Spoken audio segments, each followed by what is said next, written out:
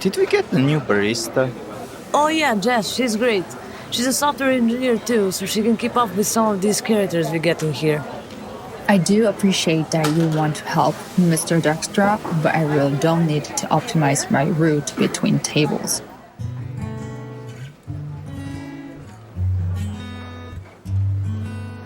This season of the Bug Hunters Café is made possible by Soft Terrific, Mousepaw Media, and Manning Publications.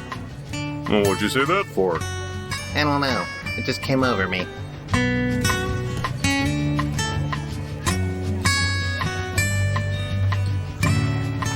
Hey, Bojan, did I understand right you have a bet going with Alan Turing? Oh yeah. He bet me £20 note that I couldn't ask at least 5 questions with our first guest this year.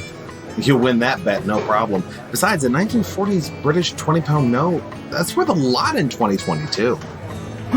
A lot more than 21st century British £20 note would be worth in 1940s. Yeah, I wonder if he thought that through. Well, anyway, I've been reading Sedat Kapanoglu's book, A Street Coder, so 5 questions should be snapped. His book bridges the gap between what you learn in school, or boot camp, or online tutorials and real-life programming, what he calls street coding. I know, too. He was an engineer at Microsoft for quite a while. Not sure what he's up to today, though. I'll have to ask him that. Speaking of that, hey, Sedat, we're over here.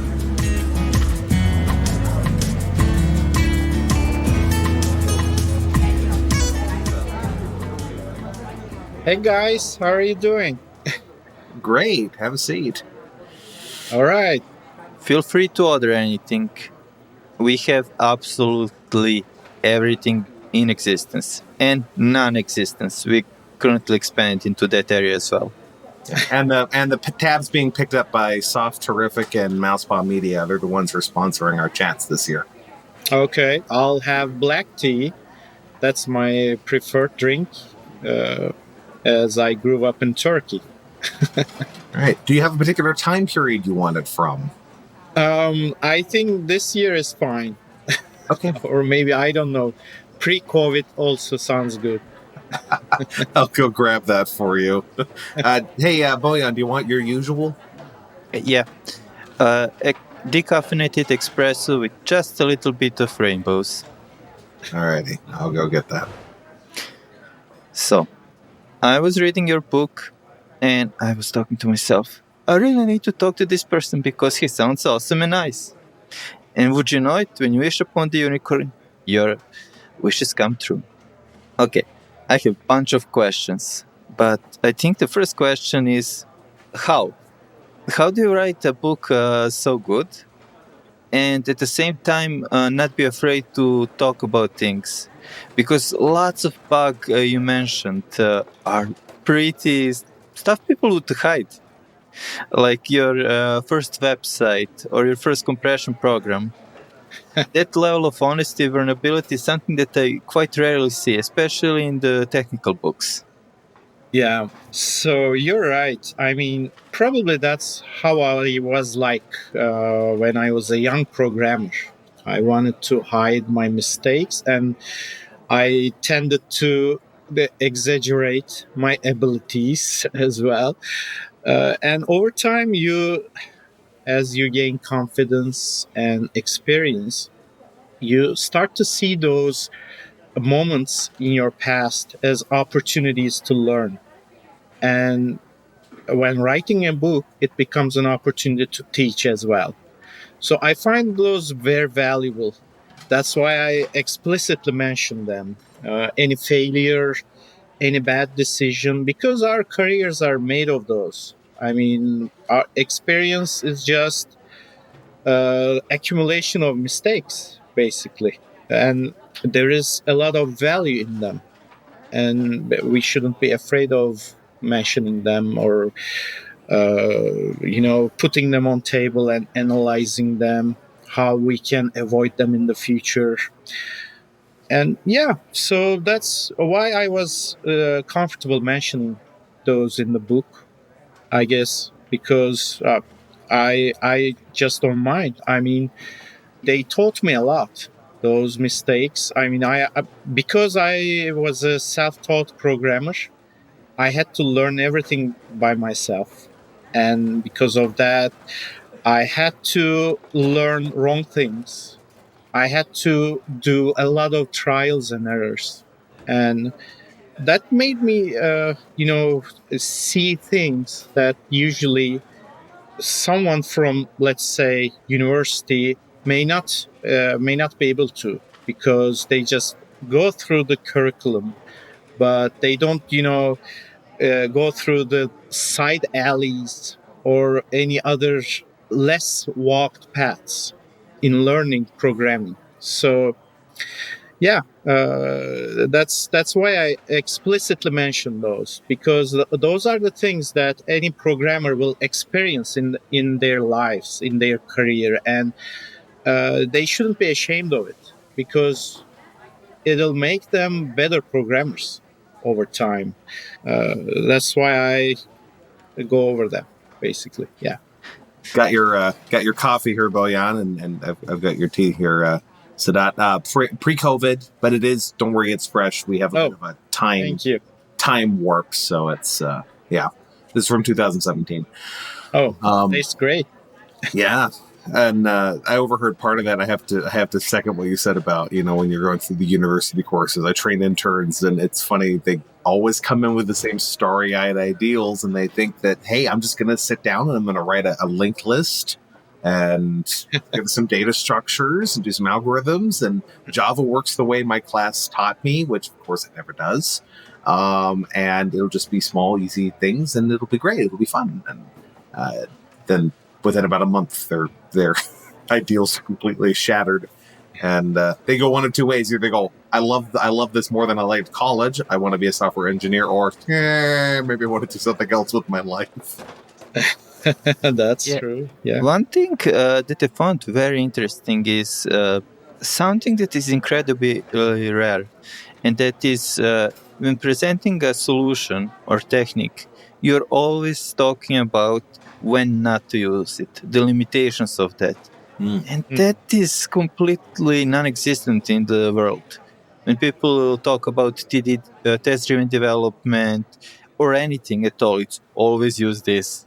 And you're always telling us, think. Yeah, I'm actually so glad to hear that from you, from a reader, because that's exactly what my intention was, and when writing the book. So that means it's working.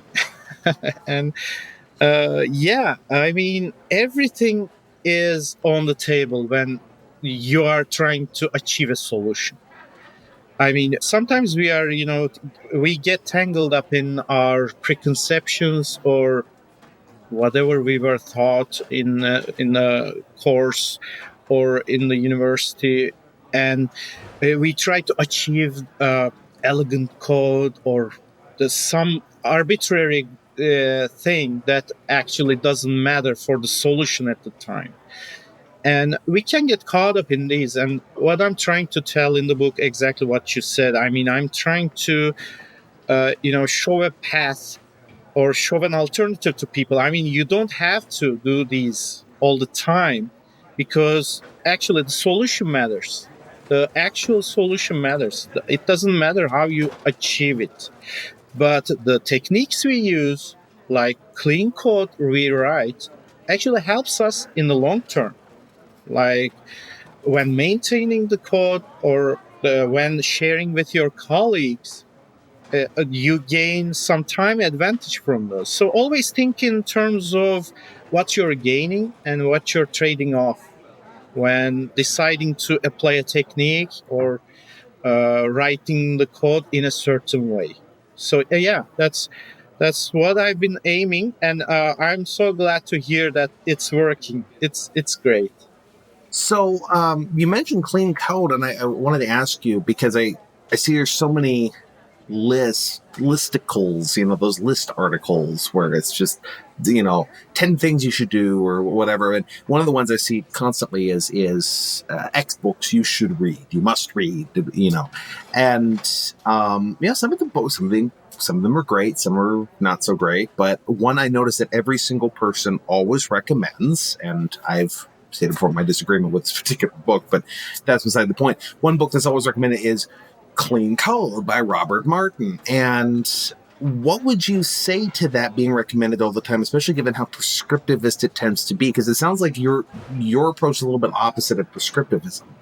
That's right. Actually, I dismantle the solid principle mentioned in Clean Code, and I actually criticize each of the letters in solid in the book. And I actually propose alternatives as well. And yes, I'm totally against prescriptivism. And They're that fast at times. yeah.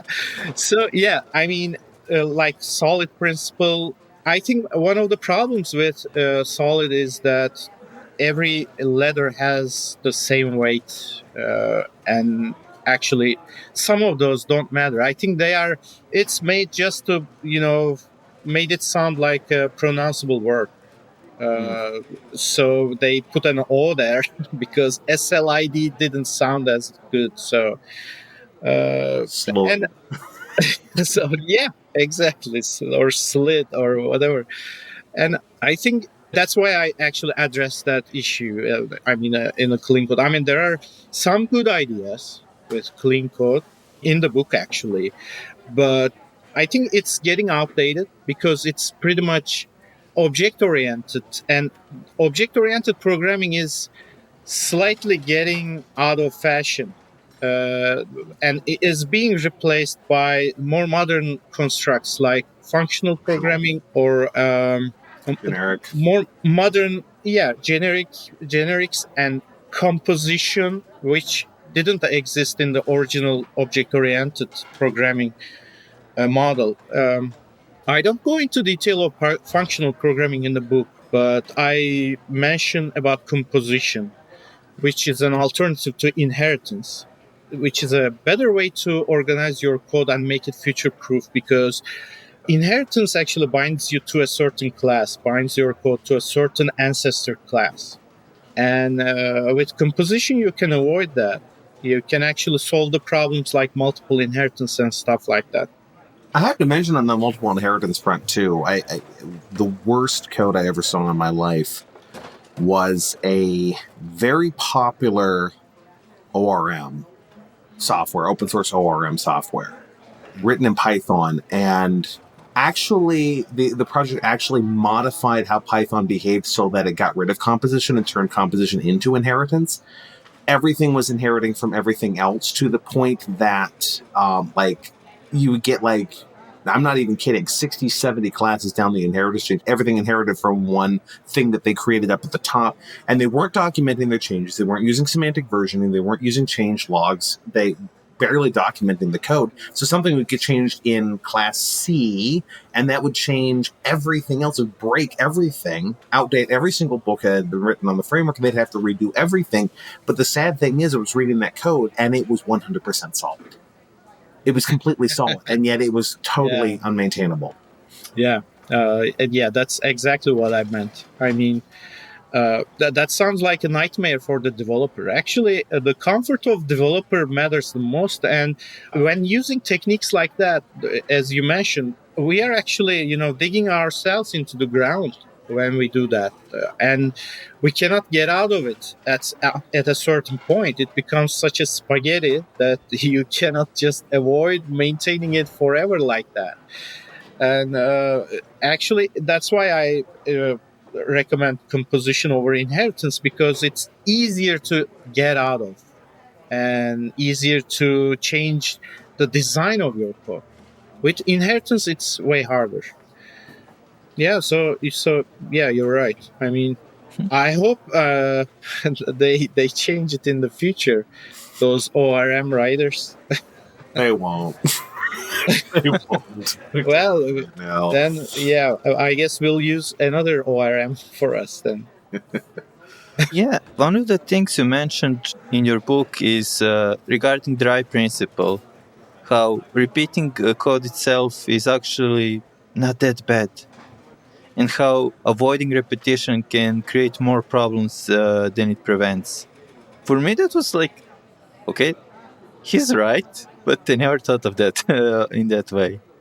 Yeah, Yeah, because you're talking about dependencies between projects and how functions morph into something way more complex they originally did, even though it made sense to put them in the same place somewhere along the line.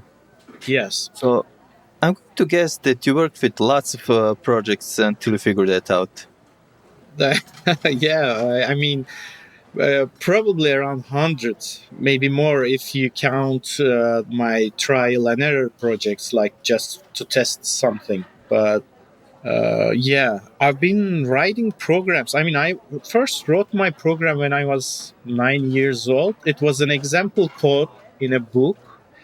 It was like a Hello World program in BASIC, 10 print hello world 20 go to 10. I actually, I was very smart. I changed the string hello world to my name Sedat, and I ran the program and I saw the screen filled with my name, and I was amazed with it. And after that, I was infatuated by the notion of programming, like making the computer do something for you. It was unbelievable for me. It was like magic. And I then got infatuated, but we didn't have any computer. I just wrote that program on a borrowed computer and it went away. So I started writing programs on piece of papers, like imagining it like a computer. And this is my computer and I'm writing programs on it, but I didn't know basic. Actually, I just wrote gibberish, but it felt like programs to me. And a couple of years later, my father bought Amstrad CPC 464, an 8-bit computer, and I started writing programs on it. And I've been writing programs since I was, I don't know, 12 years old. And yeah, there has been many projects I've been involved in. I developed my own projects as well. There's a huge range of projects I worked on too, like medical applications, firewalls, communication protocols, like serial communication protocols, like modem transfer protocols, GUI libraries, GUI libraries, like file managers. I actually wrote, Norton Commander or Total Commander, the file manager, the old style file managers, like with two panes. I probably wrote 3 different clones of it as wow. personal projects. I worked on finance applications, like I even wrote a broker emulator, like for a stock exchange company in Turkey. Like it emulated keystrokes because the terminals were too slow for a person to operate. Stuff like that. In your So book, you share an amazing story. It is super touching. Your first compression program when you were 12. yes, Can you share that?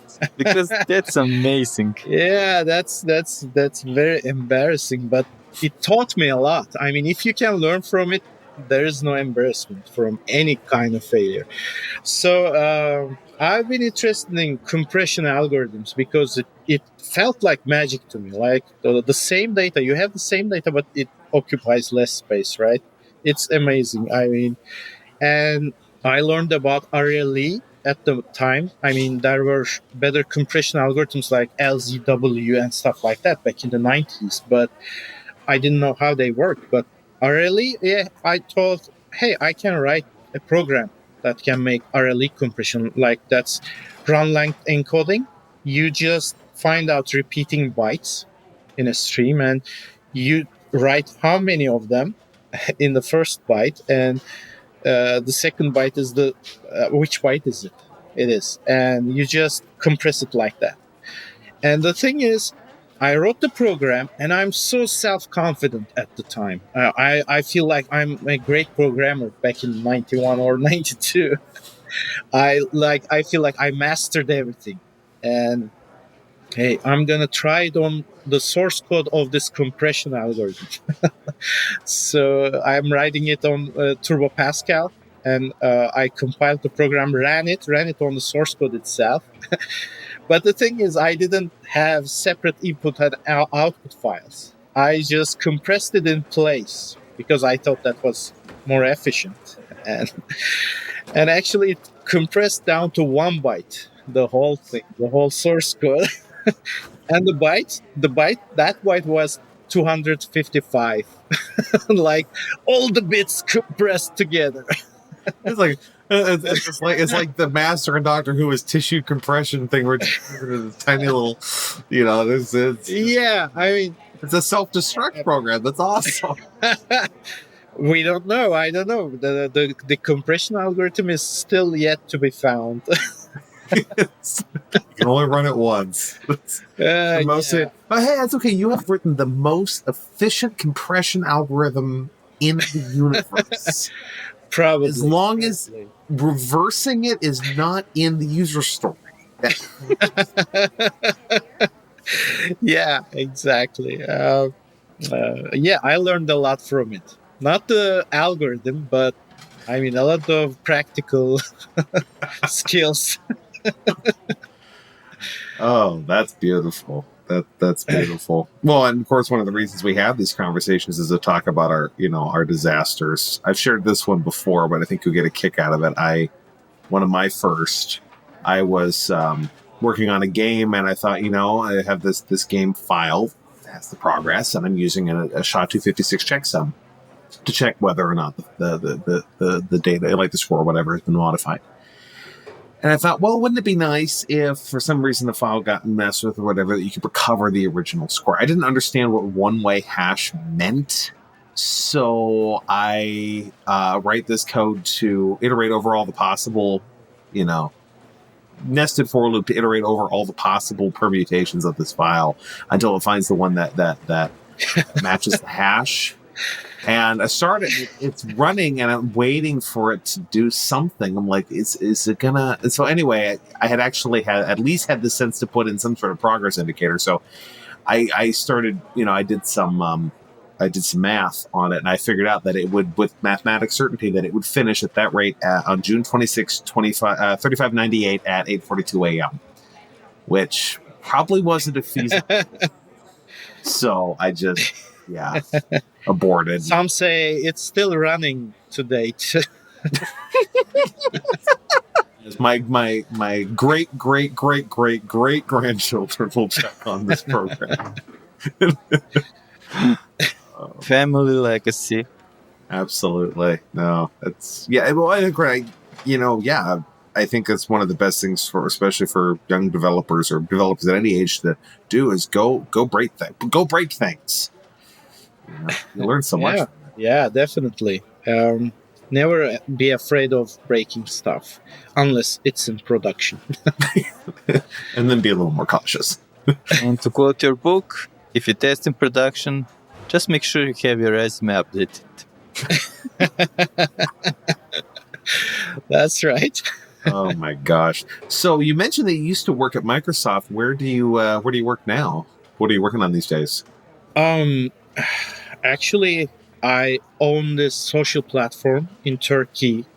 It's probably still the most popular Turkish social platform in the world. And I actually quit being the manager of it. I was the CEO of the company, and I quit my job and moved to San Francisco to work on the US branch of the company, to develop the same platform for English-speaking audiences. I had been working on it until COVID hit, and then I stopped because I received an offer from Manning Publications about writing a book, and it actually occupied my full time Like I couldn't spare anymore to the project. But yeah, that's still something I need to be working on, probably starting this year again, after some break. Wow. What? I mean, how did you get started on even building something like that? Like, where does because like people have these big ambitions. It's like I want to build, and then they come up with some crazy thing. They get 5 days into it and go, "I've bit off more than I can chew." How do you do that? You just don't do that. you I just I just wanted to have something very simple at the beginning.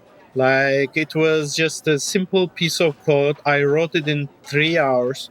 I even used the text file as database for the code. I didn't have any experience with interactive web applications, so I wrote it as a Delphi CGI, which was quite impractical for that purpose, but still it worked for me because I was most experienced with that at the time back in 99. And I started it, but the thing is, the product was novel and people loved it. Because it allowed you to contribute to a central database, which wasn't common back then. I mean, think about it. In '99, even Wikipedia didn't exist. They had the So, BBBs, the bulletin board service, or the BBSs rather. Excuse me, had the BBSs, but that was about it. In '99, like the forums. yeah, yeah, exactly. I mean, something like that brings people together and share their own ideas in a central way. I mean, forums existed, and I'm sure some wikis existed, not Wikipedia per se, but wikis like C2 Wiki and stuff like that. But Yeah, other than YouTube. that, Yeah. nothing was there. I mean, in Turkey, it was very barren at the time, and people loved it. People flocked to it, and that made me actually motivated to keep it up to date and maintain it, upgrade it, change the code.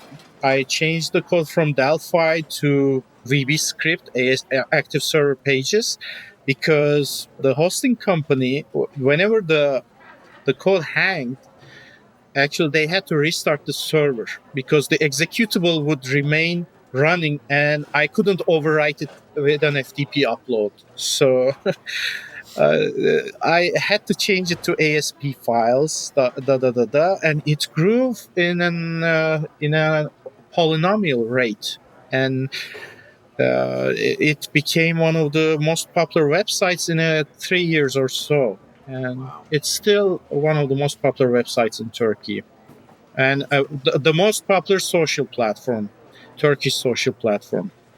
Yeah. So what is a creator to do then when they build something and it accidentally becomes a runaway success? Like I'm thinking of one project I helped out with where I think the project far exceeded what the owner was capable of handling, and so it almost never gets updated because he's got millions of users worldwide and he updates maybe every other year because he just can't keep up.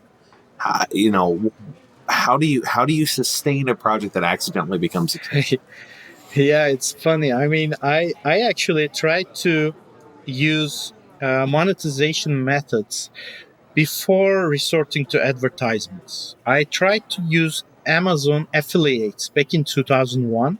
Amazon affiliate program works like this: you can buy this book from Amazon, or you can buy this CD from Amazon, and small boxes like that. And actually, I marked each and every topic on the web page, like thousands of topics on the web page, and categorized them into this is a person, this is a book, this is a CD, like just to prepare the Amazon links. And I put boxes in each and every of them. And after a certain time, it ran for a year, for the whole 2001, I think. And I made $11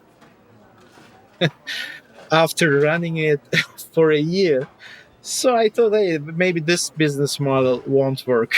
And I stopped doing it. And I think in 2 years or so, I started accepting ads on the website. So whenever people complain about ads, the alternatives don't work as well. That's why ads are so prevalent on the web, because they just work and the alternative models don't work as well. So yeah, that's how it started. And the thing is, I have been very pragmatic about the development. I didn't add features unless needed. I used as little code as possible. I tried to keep the site as much as intact as it permitted me. And yeah, it's that's how I've been able to maintain the website while I was working at a company like before TradeSoft and then Microsoft, and yeah, I was able to keep it as a hobby project, and that's how I was able to, I think, keep it running for a while. And at some point, I was working at Microsoft, but the thing is, the website started making more money than what I was making at Microsoft. So I thought, hey, maybe I should go back to Turkey and run this business instead. So I quit back in 2009 and went back to Turkey and became a CEO of my company and made it a self-sustaining business. And it's still running fine to date. It's very popular still. Yeah, that's pretty much the story. Wow. What everybody wishes they could do, right? I mean, a lot of it is luck and circumstances. I mean, not the technical skills or anything. So that's why I actually suggest approaching development, software development, in a pragmatic way, because you just want a solution and you just want to try something out. You're not trying to write the best code, but you're trying to develop a successful product. Those are different things. You have to be aware of the distinction. And that's what I am trying to, emphasize in the book.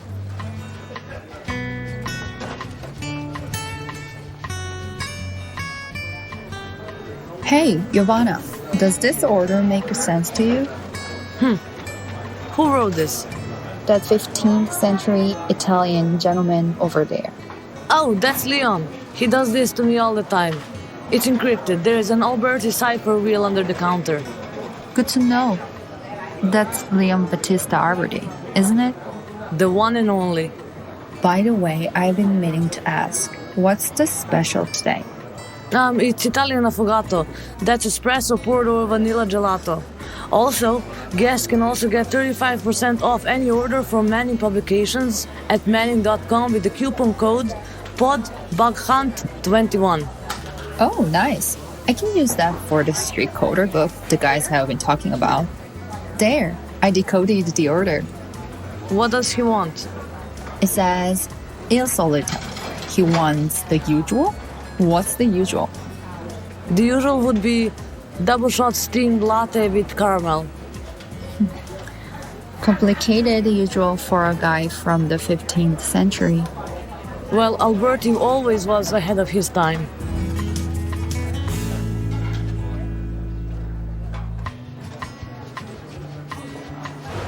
I'm gonna have to ask you some trade secrets. Can you tell me about the current infrastructure of the website? I'm going to assume there's a bunch of microservices involved. And serverless. Really? Yeah, good question. And the thing is, let me try to recall the numbers. So the website receives about 40 million unique visitors per month, and about more than 10 million page views every day. But it's a monolith architecture. It doesn't have any microservices or anything like that. It's just a single ASP.NET MVC application running with Microsoft SQL Server. That's pretty much it.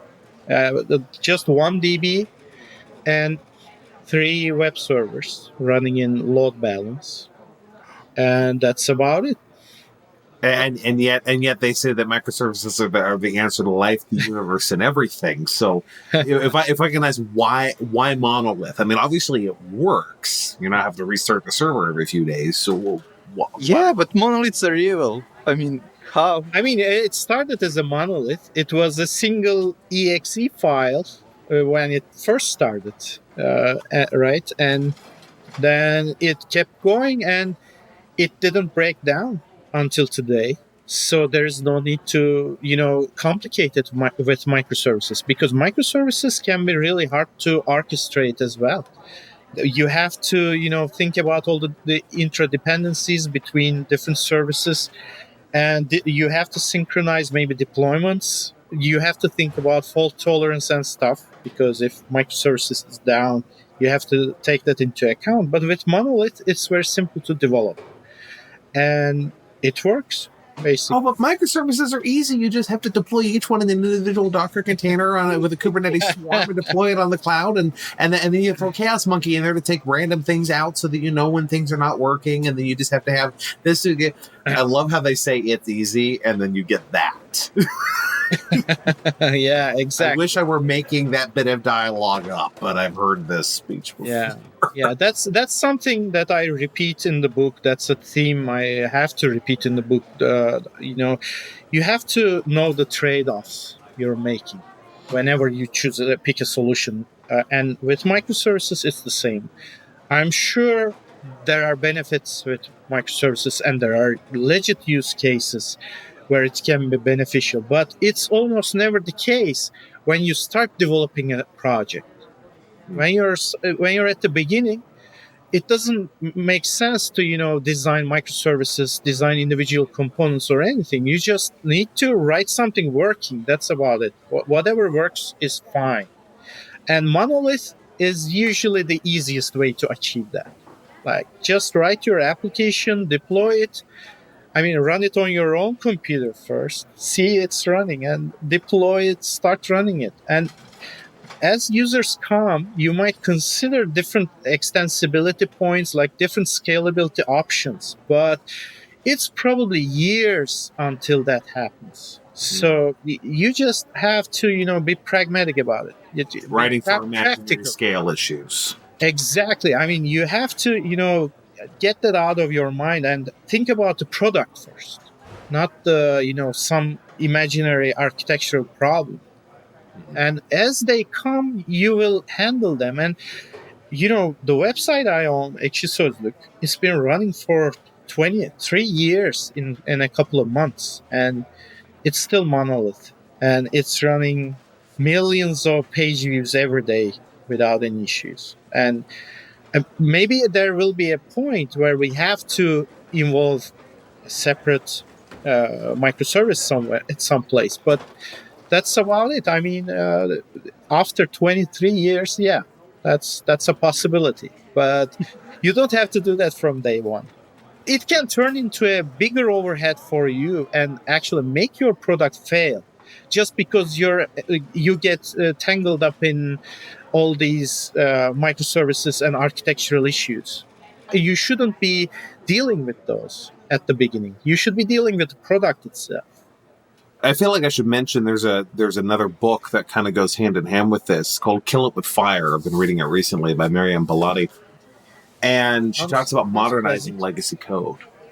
And anyway, the interesting thing about that is she talks about, like, a case where it actually is necessary, like something has gotten to the point where you need to move from monolith to microservices, and how to do that. And kind of what I walked away from that is kind of the thought that, we fool ourselves into thinking, and she even talks about this a bit in the book, we fool ourselves into thinking that if we just do it right the first time, that we're not going to need to refactor the code later. And of course, that's complete nonsense. We're going to probably have to refactor the code either a little bit or majorly. We can try to cut down on code debt, but we're going to have to refactor sooner or later. And so that kind of goes hand in hand with what you're saying. It's like, you don't need to build microservices in right now when you don't. It's one thing if it's a multi-million-dollar retail company that already has a huge worldwide presence and they have to build a web store that's going to immediately go into production having 2 billion hits a day. Chances are you're not working on that project. You can refactor it later. Would that be fair to say? Yeah, very well said, actually. Definitely. The thing is, refactoring, as I mentioned in the book, should be part of your life, because the requirements of a project is never finished actually, it's never finished. I mean, it always changes over the course of development. And whenever you come up with this elegant solution, elegant design, elegant architecture for the problem at hand, it'll change soon too. And you have to avoid, constraining yourself with an architectural plan at the beginning, because actually you should aim for a development cycle that allows changes over the course of the development of the project. It should be easy to change, easy to refactor. It shouldn't be the single ideal solution at the beginning, because there's no such thing. I mean, you have to be able to mold it like a Play-Doh. And that comes from one of the things that allows it to happen is constant refactoring whenever the need arises. Yeah. And I talk about this in the book. I mention a term called code rigidity, which is how hard it is to change a piece of code. And the more ingrained the architecture, or the more rigid the architecture is, it's harder to change, harder to manipulate, harder to adapt to new requirements. And I propose instead to, break the code, like make it break easily, which also can be fixed easily. That's one of my suggestions. Code with crumple zones, basically. Perfect. Perfectly said. Yeah, exactly. And that allows you to, first, if you have little breaks in the code, it's easier to handle them than having that crisis, existential crisis in the future, at an unknown future. Like at some point in 6 months, in a year, you might have to consider re-architecturing entire project. And that's very costly, so it'll never be done. And you'll have to resort to keeping the existing bad design. And it constrains the development team for a bad future, basically. And instead, you should be able to, just change little parts of the code, small parts of the code, and be able to progress using that with incremental changes. Constant incremental changes, basically. Incremental development, and you heard it. You heard it here as Capanoglu's first slop. The requirements are never done. Wow, I'm sure somebody else said it before, but I don't know. Yeah, If it's not, we're crediting it to you. I'll put it on Wikipedia later. There you go. There you go. Capanoglu's first law. It works. Got it. There is one thing I saw in your book. You said something I don't think anybody has said in the last 50 years. Go-to is not root of all evil. Can you elaborate on that? And how dare you? Go-to consider harmful being what is flashing through everyone's minds. Exactly. I mean, I actually experienced that enlightenment when I joined Microsoft. And the go-to was everywhere in Windows code. And I thought, wow, how come? How can this happen? This is blasphemy. I talk like that. But the thing is, it can be very practical and safe as well. I mean, go-to can be used for many things, but there are certain scenarios which you can use it safely. Like, for example, one is having a single exit point in a function in a language like C or even C#. When you write code and you have certain cases, if statements, and let's say you have multiple if statements next to each other, and each of them checks for something, and if the check fails, it performs some cleanup and returns. Another if checks for something else and performs the same cleanup and returns. And you have this repetitive cleanup routines in every if statement in this same function. If you had used goto for that, you could just, put a single goto statement in an if statement to your failure handling part of the function. Like at the end of the function, you could have a label called error.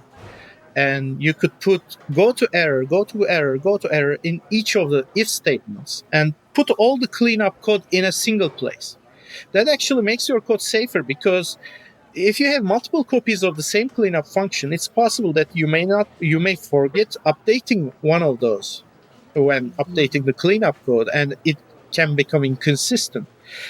But when you have it at a single place, you just change the single code that performs the cleanup. So your code becomes safer, you write less code, which is win in all fronts. There are newer constructs in programming languages now. Like in Go language, you have defer statement, which actually makes goto unnecessary in that case. And actually, C# recently received local functions. Relatively recently got them, and now you can put your cleanup code in a local function instead of using goto. But what my aim in telling that is, even goto can be useful, and that applies to every kind of seemingly bad practice in programming. Any Like kind of bad macros. practice. Macros are another one that Yes. same thing. Exactly. I've used them. I've used them successfully. Sometimes they're the best tool. Yeah.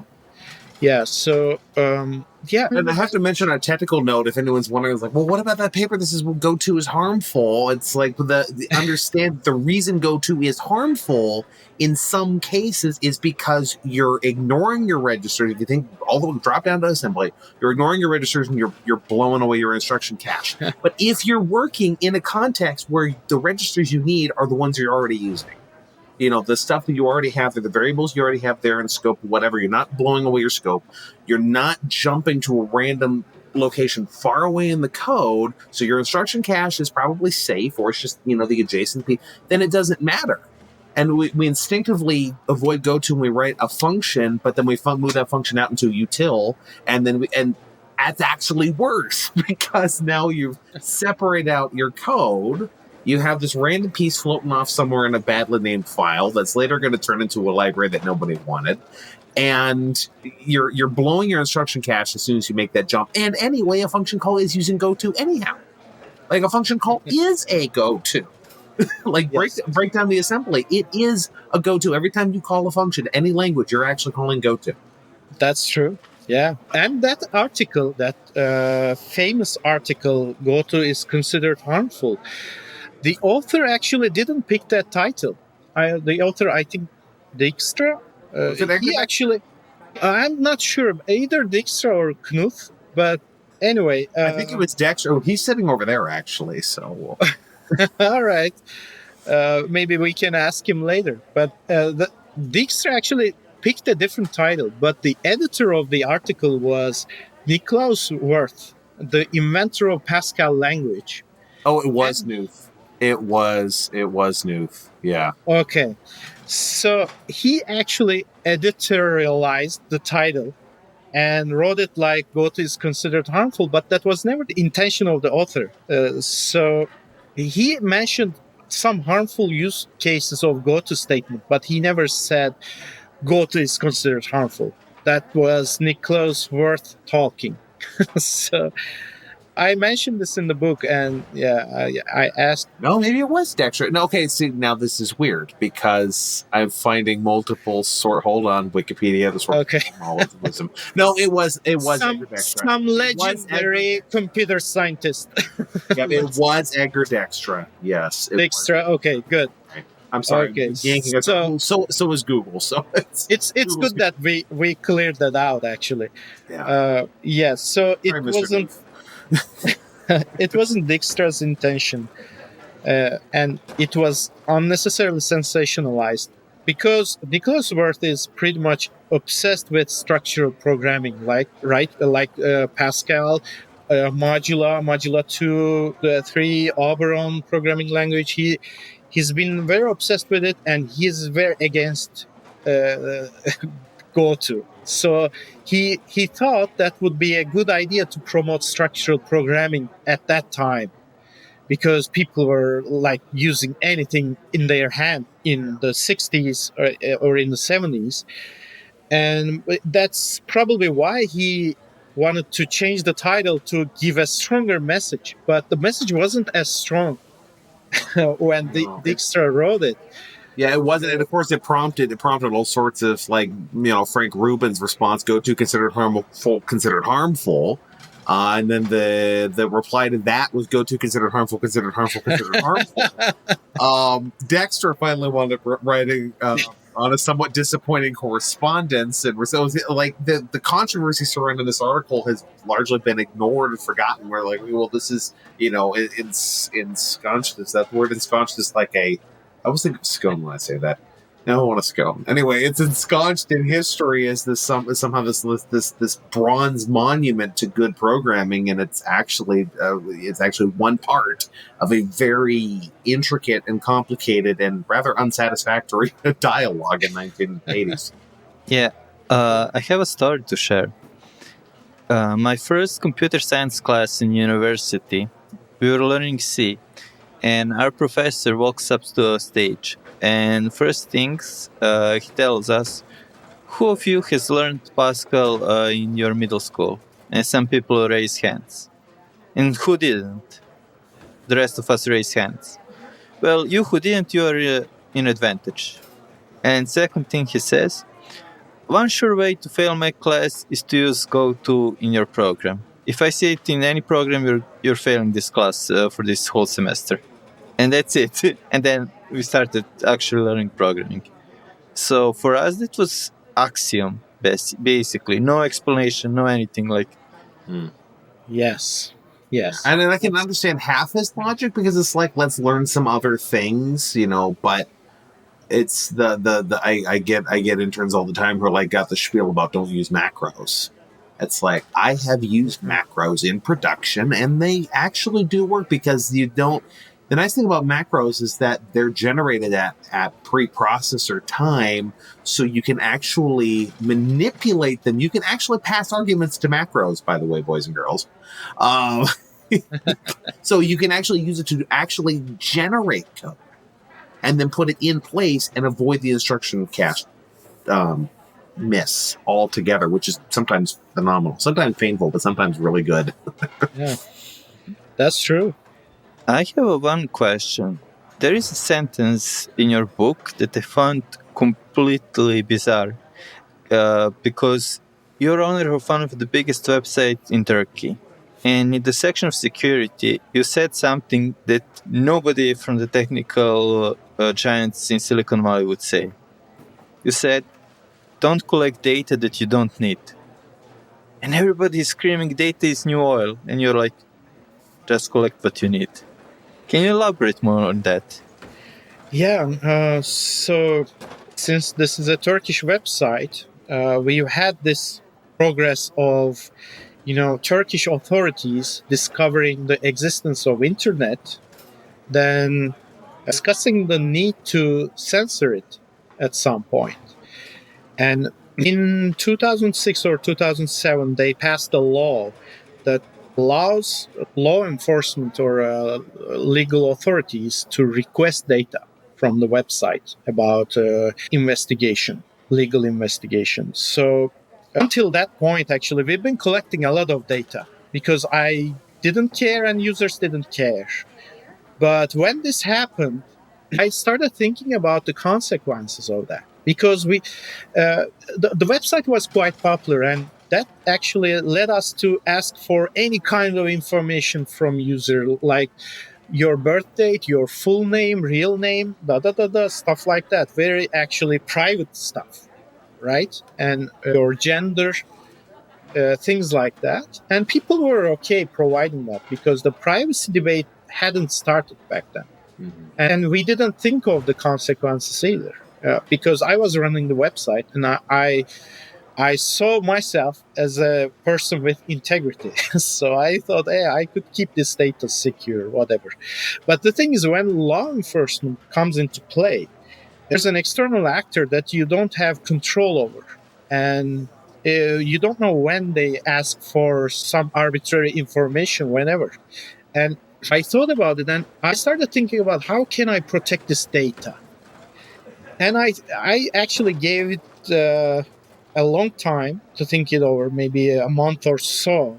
Thinking about encryption algorithms or putting some servers outside the country, like abroad, or like using some elaborate scheme to, just make it out of reach of the law enforcement. But then I came to the conclusion that it's theoretically impossible to protect any data from exposure or unwanted leaks. So Bad actors, there's always crackers, there's always breaches. it can be anything, right? Like, for example, Twitter actually discovered that they were logging usernames and passwords inadvertently because somebody just put the whole web request in a log somewhere, and nobody knew about it until somebody else discovered it.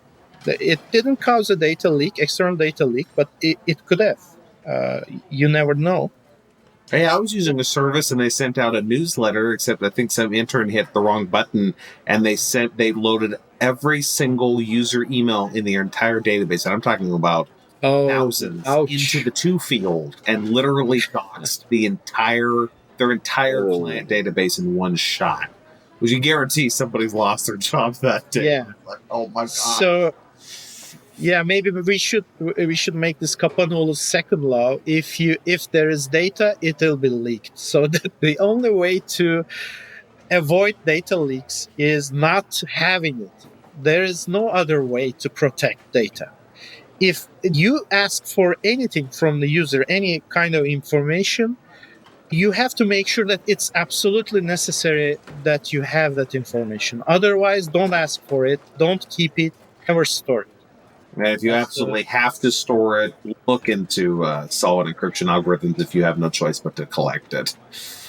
Yeah, I mean, that's the second step, but the only, foolproof way to secure the data is not having it in the first place. So when that happened, let me finish the story about that. I actually destroyed the data in the database because I was sure that I won't be able to protect this private information. I removed the fields from database. I destroyed the fields and everything. Left no backups, and that was the only way to make sure, basically. Well, I do hope you're successful in launching that in the U.S. because we need a social media platform that cares a lot more about privacy than the ones we got. That's right. Hopefully, we'll do that.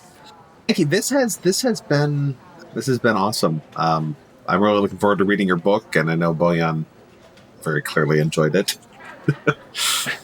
Yeah. And this what they say, don't meet your heroes, but in this case, I think you're an exception. Oh, thank you, You're Bojan. genuinely a nice person. Oh, thank you. Likewise.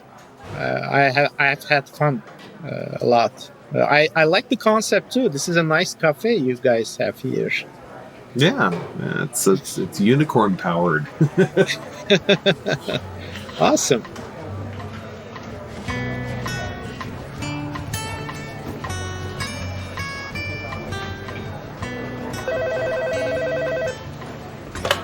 Bug Hunters Cafe, this is Jess. Yes, we're open 24/7 at bughunters.cafe. You can also find us on Twitter as Bug Hunters Cafe. The music is provided by audionautics.com. We have a link on our website. Oh yes, you heard right. We're giving away a free copy of Street Coder by Sedat Kapanoglu. For your chance to win, just retweet our Twitter post about it, and then follow Bug Hunters Cafe for the announcement of the winner in a few weeks.